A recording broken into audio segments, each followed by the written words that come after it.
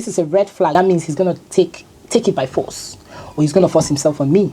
He doesn't have complete ownership of my body, because I don't even believe a man has ownership of my body. He doesn't respect me. Hi Didi, I hope you don't feel awkward that I'm writing you this message. I have been a follower for a long time and I'm drawn to share this with you. It's urgent and I pray you see this email and address it with the help of your amazing community. My name is P, a final year student, and I've been dating for 3 years now. I am a church girl and so is he, and we have discussed keeping the marriage bed undefiled. The world is a crazy place, and with all the stories on social media, we constantly talk about building trust, but starting with not having sex until marriage.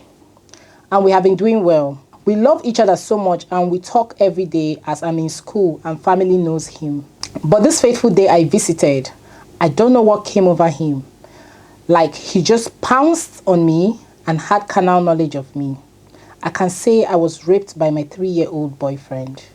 I am pained, heartbroken and disappointed in him. I don't know what to do. I don't want to see him again, at least for now. I have cried my eyes out. I didn't enjoy it and I'm in pains. He has been calling and begging me. I don't know what to do, honestly. I feel used. What will you do if you were in my shoes? And please, let the amazing community help his sister out. Thank you so much and keep up the good work. God bless. Whew, guys. The day I read this message, I was so heartbroken. But before we get into this whole thing, before we talk about this message, I just want to say Happy New Year, because this is going to be the first video of the year. I wish you all a Happy New Year and a prosperous 2023. It's sad that I'm starting off my content this year with this, but I have decided to introduce a series called Real Life with Didi.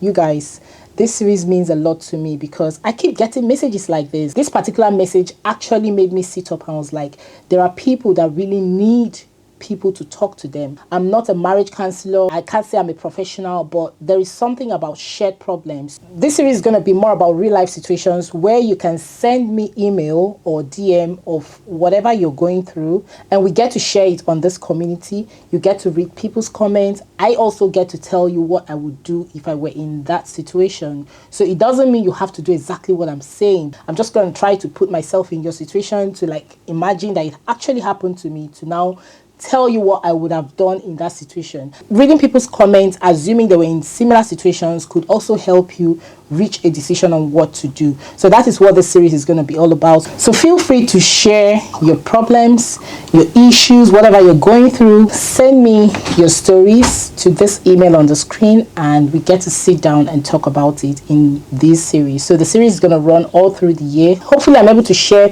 some of these stories every week. I'm going to keep you very anonymous. Nobody's going to know who sent the story. All you need to do is just read people's comments and you know what people would have done in similar situations. That would help you come up with a decision that you would make. You don't necessarily have to do what Didi is saying. You don't necessarily have to do what anybody's saying. But I feel any problem shared is half solved. Back to the story, guys. This is my personal opinion. Like I said, feel free to drop your own opinion in the comment section. This lady was definitely raped. It means he doesn't respect me. I'm sorry, a lot of people will disagree with it. Keep love aside, because love has really blinded a lot of people. I'm not saying that love is not important. Love is important, but at the same time, when you're loving someone, you also need to use your head. This guy violated this babe after 3 years. Why spoil a very beautiful relationship with something that you could have easily gotten by either persuading her or talking her into it, or trying to see how far you can go by letting her give you her consent? Why spoil this beautiful relationship by raping her? I believe that any marriage or any partnership should consist of mutual respect. So imagine that this guy marries this girl eventually. Does that not tell you that even on the days this babe is not in the mood, maybe she's so overwhelmed with children, work and everything, that days like that, trust me, does that not tell you that this guy is going to try to force himself on her?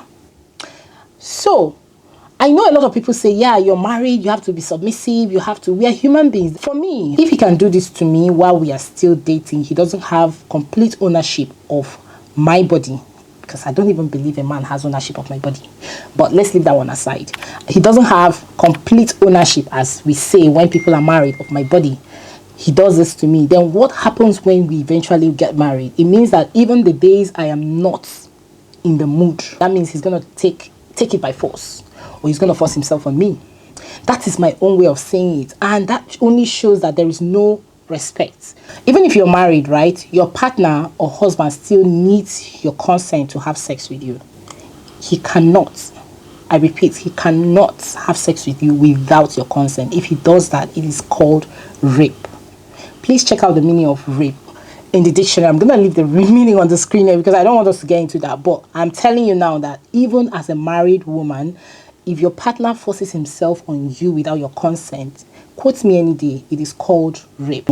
Why spoil a beautiful relationship by forcing yourself on the girl? And the girl, look at the way she's already resenting him and all that. But I believe that a lot of people will say, oh, after 3 years, oh, he must have loved you, he must have felt attracted to you, he must have. That doesn't hold water to me, because at the end of the day, he has ended up hurting the girl.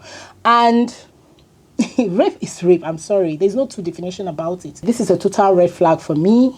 And if I were in your situation, Sister P, I would definitely not go ahead with that relationship. I know it hurts. I know it's difficult to say, oh, I'm not going to go ahead. But I think sometimes we ladies, we need to think ahead and think of what happens when we are married.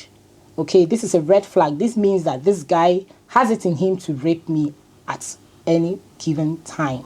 So I would definitely see that as a red flag, and I would say, no, that would be the end of the relationship. I'm sorry, as difficult as it may seem. I also need to use this avenue to point out something, because I know some men are not even aware of the fact that they need consent from their partners.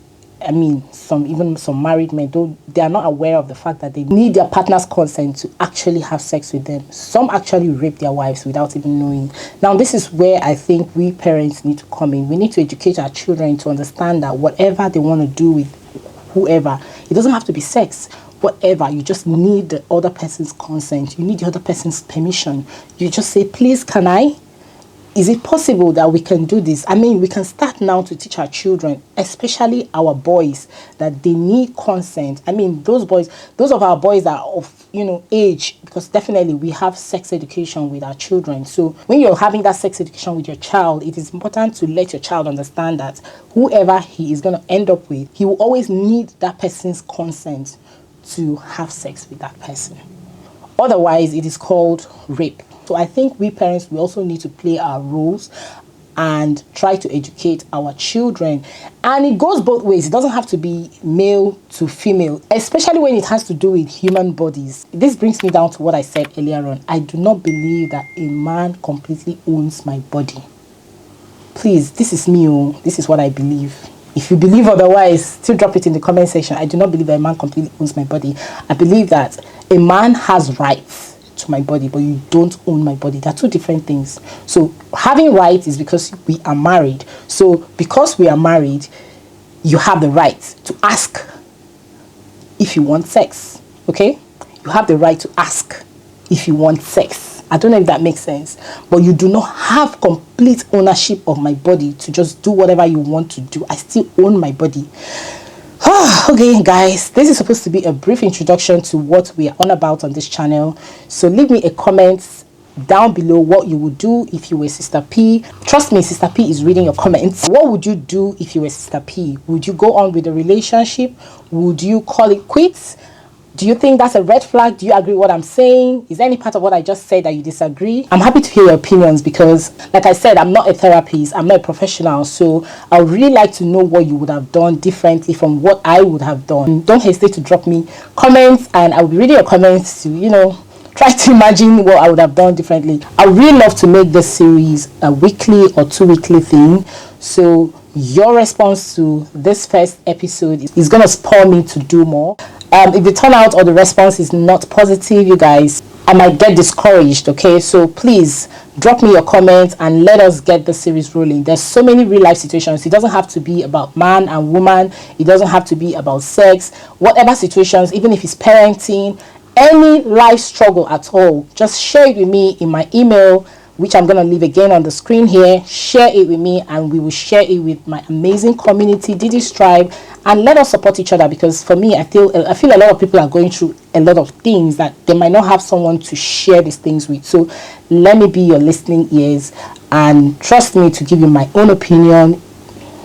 Do not forget to smash the like button and subscribe to my channel, and I hope you enjoyed this first episode of Real Life with Didi. I'll be reading your comments. I'll see you guys in my next video. No, I will see you in the comment section. Stay fabulous. Bye.